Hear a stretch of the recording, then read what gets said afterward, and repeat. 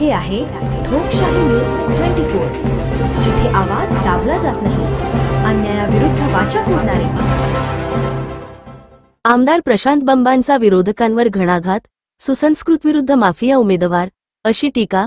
गंगापूर आगामी नगरपरिषद निवडणुकीचे वातावरण दिवसेंदिवस तापत असताना आज दुपारी सुमारे 2 वाजता आमदार प्रशांत बंब यांच्या उपस्थितीत भाजपकडून नगराध्यक्ष पदाचे उमेदवार प्रदीप पाटील यांनी उमेदवारी अर्ज दाखल केला।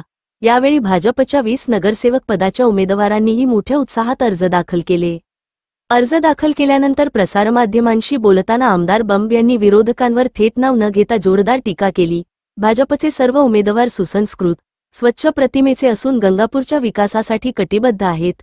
मतदारांनी सुसंस्कृत उमेदवार आणि माफिया प्रवृत्तीच्या उमेदवारांमधील फरक ओळखून मतदान करावे, असे बंब यांनी स्पष्ट केले। त्यांच्या या वक्तव्यामुळे स्थानिक राजकारणात खळबळ उडाली असून कोणत्या उमेदवारांना माफिया म्हटले याची जोरदार चर्चा सुरू झाली आहे। भाजपचे उमेदवार प्रदीप पाटील यांनीही अर्ज दाखल प्रसंगी या निवडणुकीत गंगापूर नगरपरिषदेत सत्तांतर घडवून विकासाचा मार्ग मोकळा करणार असा विश्वास व्यक्त केला। दरम्यान भाजपचे अर्ज दाखल करताना मोठ्या प्रमाणावर पक्ष कार्यकर्त्यांची उपस्थिती आणि उत्साह पाहायला मिळाला। निवडणूक जशी जवळ येत आहे तशी शब्दांची लढाई चुरशीची होणार असल्याचे संकेत आजच्या राजकीय घडामोडीतून मिळाले आहेत। ठोकशाही न्यूजसाठी गंगापूर प्रतिनिधी सुनील जिंजुर्डे। आपण आज या ठिकाणी गंगापूर नगरपालिकेच्या संदर्भात जे नगराध्यक्ष पदाचे आणि इतर फॉर्म भरले त्याबद्दल काय सांगाल? आज भारतीय जनता पार्टीतर्फे संपूर्ण पॅनल, अध्यक्ष आणि आमचे 20ही मेंबर आम्ही या ठिकाणी पॅनल उभं केलेलं आहे। खरी गंमत उद्यापासून येणार आहे।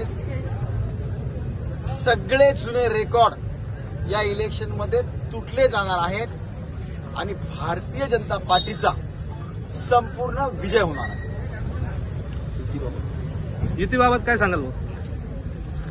भारतीय जनता पार्टी आणि भारतीय जनता पार्टी हे तिन्ही भारतीय जनता पार्टीची आमची बरोबर युती आहे। आपल्या पक्षामध्ये जे अविनाश पाटील यांनी प्रवेश घेतला होता त्यानंतर काही दिवसातच त्यांनी पुन्हा उभाटा गटात सामील होऊन आज फॉर्म भरलेला आहे, त्याबद्दल काय सांगाल?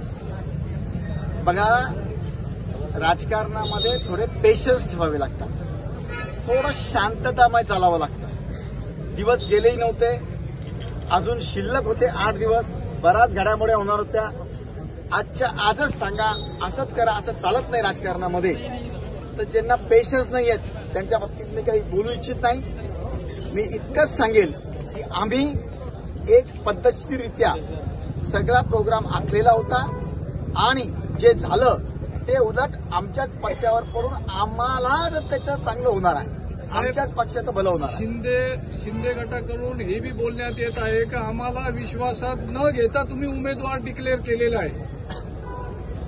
विश्वासात घ्यायला भारतीय जनता पार्टीच्या कार्यकर्त्यांना घ्यावं लागतं। जर काही त्यांना आमच्याशी युती करायची असेल, माझ्याकडे सगळे रेकॉर्ड्स आहेत। मी स्वतःहून 16 फोन त्यांना लावलेले आहेत। त्यांनी जे काही केलेलं आहे मी त्या बाबतीत बोलत नाही। आम्हाला वरिष्ठांचे आदेश आहेत की विनाकारांचं एक दुसऱ्याच्या बाबतीमध्ये बोलू नये, परंतु त्यांची काय चाल होती तुम्ही पत्रकार मित्र आणि सर्व जनतेला माहीत आहे। त्या बाबतीत मी काही जास्त बोलू इच्छित नाही।